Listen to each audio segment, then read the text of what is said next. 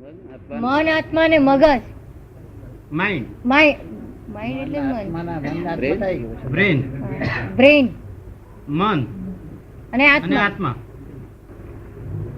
મન અંતસ્કરણના ભાગમાં જ્યારે ડિસ્ચાર્જ થવાનો થાય છે, આ બ્રેન છે ને, તે બ્રેન તો ચાલુ જ રહે છે નિરંતર. પણ એના હિસાબ છે તે 3 ને 3 મિનિટે હિસાબ આવે, તે વ્યવસ્થિત ના મારફત આવે, બ્રેનમાં આવે. બ્રેનમાંથી મનના થ્રુ ડિસ્ચાર્જ થાય. એટલે વિચાર આવે. તમને વિચાર આવે તે વખતે વિચારોનો ગુજરો ભર્યા કરે, ત્યારે તે ઘડી મન હોય છે. અને આત્મા એ જાણે, એ બધા જ વિચારોને જાણે તે આત્મા છે. આ બધા વિચારોને જે જાણે તે આત્મા છે. વિચારોમાં તન્મયકાર થાય તે આત્મા નથી. વિચારોમાં તન્મયકાર થાય એટલે આત્માની શક્તિ ઘટી ગઈ છે. આગળ જીવાત્મા કહેવાય. તો જીવાત્મા અને શુદ્ધાત્મા તો બધું જાણ્યા જ કરે અંદર. તારે શુદ્ધાત્મા તમને શું વર્તે છે એવું મનની બધે વિચારો જોવામાં આવે છે. એટલે એના વચ્ચેનો મારે ભેદ જાણવો હતો. શું થાય? આત્મામાંથી જાણે ને, ભેદ જાણવો હતો. ત્રણેય વસ્તુ આ પ્રમાણે ભેદ છે. જયારે વિચારની સ્થિતિ હોય ને, ત્યારે વિચારો સજીવન નથી, નિર્જીવ વસ્તુ છે. શું છે? વિચારો નિર્જીવ છે. ત્યારે ઈચ્છા અને મનની વચ્ચે શું ફરક? ઈચ્છા અને મનની વચ્ચે શું ફરક? ઈચ્છા, મનમાં જે વિચાર આવે ત્યાર પછી બુદ્ધિ નિરીક્ષણ કરે કે આમાં ખરું કયું ખોટું કયું, સમજ પડે ને? ત્યાર પછી ઈચ્છા શરૂઆત થાય. સમજે ભાઈ ને? એનો બુદ્ધિ એનું એ કરે, પૃથક્કરણ કરે કે સાચું કયું, સારું કયું, પછી ઈચ્છા પ્રગટ કરે. તો આ બધું આમ જયારે દુકાન, હલવાની દુકાને આપણે બધું જોયું, તે મન વિચારે ચડે, આ લઈશું, તે લઈશું, તે લઈશું, તે લઈશું, તે લઈશું. પછી બુદ્ધિ છે તે વિચાર કરે, ડિસિઝન લે કે આટલા જ પૈસા છે. શું છે? પૈસા એ બધું અનુસંધાન કરી અને પછી છે તે લેવા નક્કી કરે, ત્યારે ઈચ્છા ઉત્પન્ન થાય કે આ લ્યો. શું કહ્યું? સમજાય છે ને? એટલે બધું સંચાલન અંદર અંતસ્કરણમાં બધું ચાલ્યા કરે છે. અંતસ્કરણમાં સંચાલન ચાલે, એ બાહ્ય કર્મ પાછું એ પ્રમાણે થાય. પણ સંચાલન કરનારો તો આત્મા ને. સંચાલન કરનાર કોણ? કોઈને આત્માને ચલાવવું નથી પડતું. સ્વયં સંચાલન ચાલ્યા જ કરે.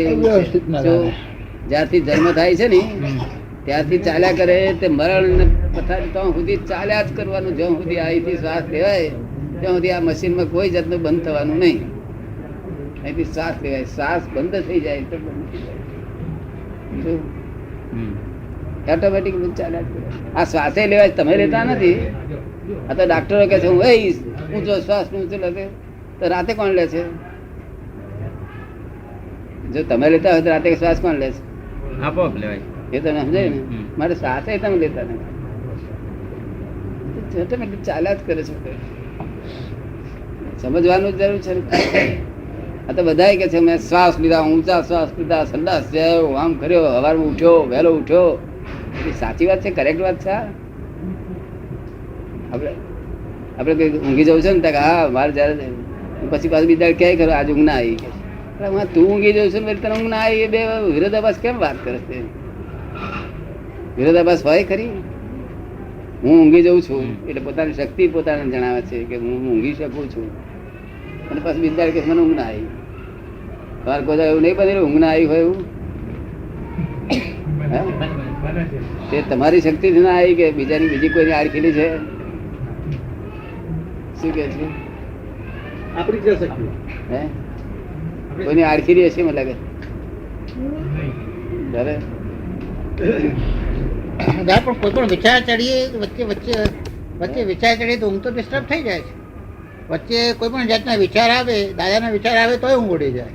હા, વચ્ચે આખી ઊંઘ કલાક નીકળી જાય. પણ ઊંઘે પોતાના તાબામાં નથી ને વિચાર આવે તે પોતાના તાબામાં નથી. બધી પરસકતા છે બધી.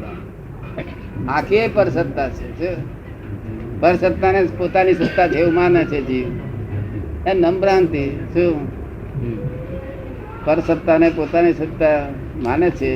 થોડુંક તમને સમજાયું મને આ શબ્દ વાક્ય એક બે આની સમજાયું કે ચારોને શું કે છે? સમજાય એટલું સમજાય તો બહુ ઉકેલ આવે. આ પર સત્તા છે, તેથી હું કહું છું સંદાસ જવાની શક્તિ આ વર્લ્ડમાં કોઈ જન્મ્યો હોય તેને પોતાની સ્વતંત્ર શક્તિ હતી નહીં. સંદાસ જવાની સી રીતે માન્યામાં આવે? તમને માને આવે એ વાત નથી આવતી ને? તમને આવે છે? પેલા ભાઈને આવે છે? સી રીતે માન્યામાં આવે? જયારે અટકે ત્યારે ખબર પડે કે ઓ આ તો આપણી શક્તિ. ડાક્ટર બોલાવો, ડાક્ટર બોલાવો, ડાક્ટર બોલાવો. આચાર્ય બધા મારી મેં આટલું કર્યું, મેં આમ કર્યું, તેમ કર્યું, બધું આમ કર્યું, પદ્માસન કર્યા અને આમ એ કર્યું, તે કર્યું, બધું આ બોલે છે એ બધું જ ભ્રાંતિ છે. જેને અનકોન્શિયસ બનાવવા હોય તે શું દર કઈ રીતે થાય?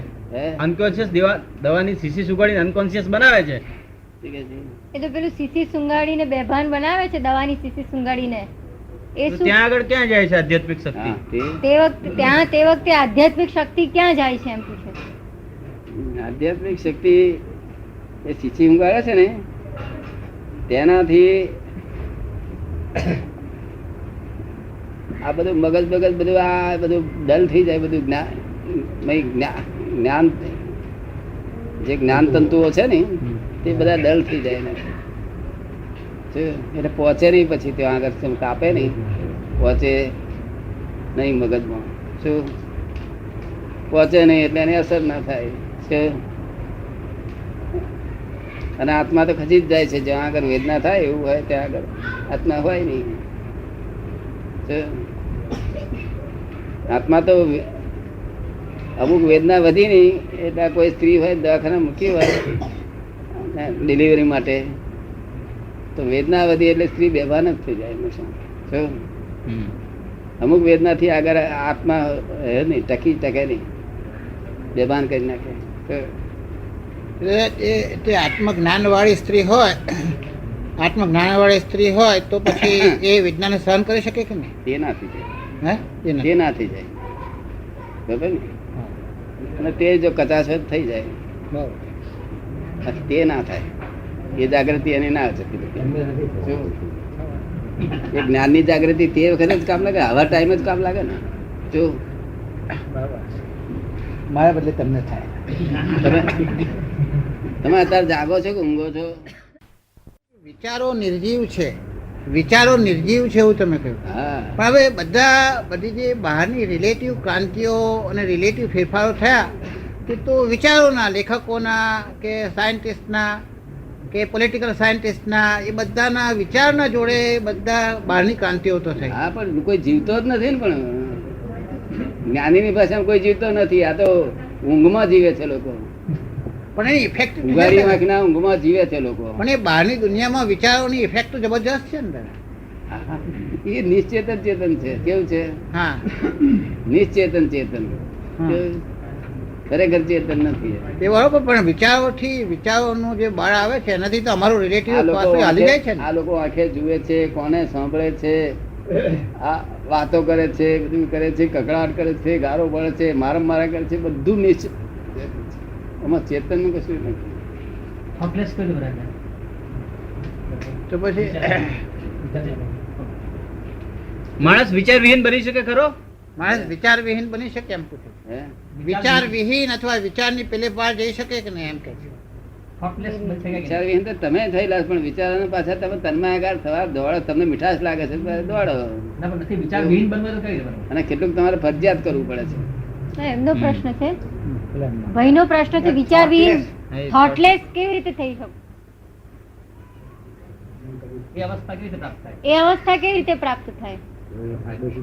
થોટલેસ એવું છે ને. થોટલેસ થવા માટે આ જાગીએ ને આમાંથી તારે થોટલેસ થવાય.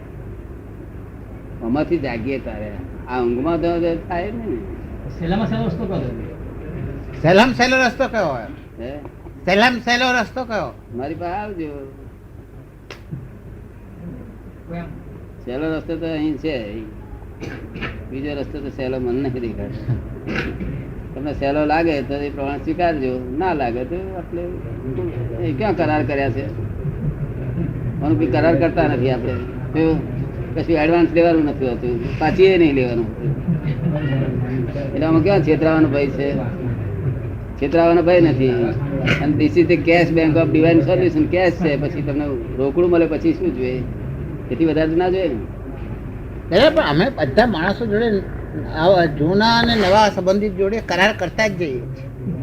આ કરારની વાત નીકળી ત્યારે જૂના અને નવા સંબંધો જેમ જેમ માણસના સંબંધોનો પ્રવાહ આવે છે એમ વચ્ચે વચ્ચે સારા ખોટા માણસો ગમે ના ગમે એની જોડે અમે કરાર કરતા જ જઈએ છીએ. એવું દેખાય જ જાય છે કે આની જોડે આનું જોડે સ્ટેશન કરવા જેવું છે અને કરાર કરવા જેવા છે એમ જાણી પછી મન કરાર કરતું થઈ જાય છે. નવા નવા સંબંધો વધે ને, અંગત ધંધામાં બધે તે માન બધા સંબંધોની જોડે કરાર કરતું જ ચાલે છે. કરાર છોડે છે, કરતા નથી. કે છોડવાના કરાર કરે છે કે હવે આપણે છૂટા થયા. તમને એમ લાગ્યું બંધાવાના કરાર થયા એવું લાગ્યું? હા, અહીં ગમે એવું છે એવું દેખાય છે. છૂટવાના કરાર કરે છે કે હવે આપણે છૂટા ભાઈ, હવે જો તમારું પતી ગયું તમારું છૂટતા, છૂટવાના કરાર કરે. ના પણ ત્યારે એ તો ગમતા કરાર થાય છે, હમ? ગમતું થાય છે વચ્ચે. મન તો ગમતા કરાર એ કરે કે આ હોય તો સારું. ના, હે એ કરાર છૂટવાના થાય, છૂટવાના કરાર. અને આ ભાઈ કરે ને એ બધા બંધાવાના કરાર કરે. પણ અમને કોઈ વ્યક્તિની કે કોઈ પણ માણસોની મળવાની વધારે ઈચ્છા થાય તે કરાર થતો જાય ને આ હોય તો સારું, આ દોસ્ત આવે તો સારું. ના, કરાર છૂટવાના પણ કરાર. હવે આવું છૂટે આપણે બધો હિસાબ ચૂકતે થઈ જાય. તો ના પણ એ ફરી આવે એવું ઈચ્છીએ ત્યાર પછી છૂટવાનું કાંઈ?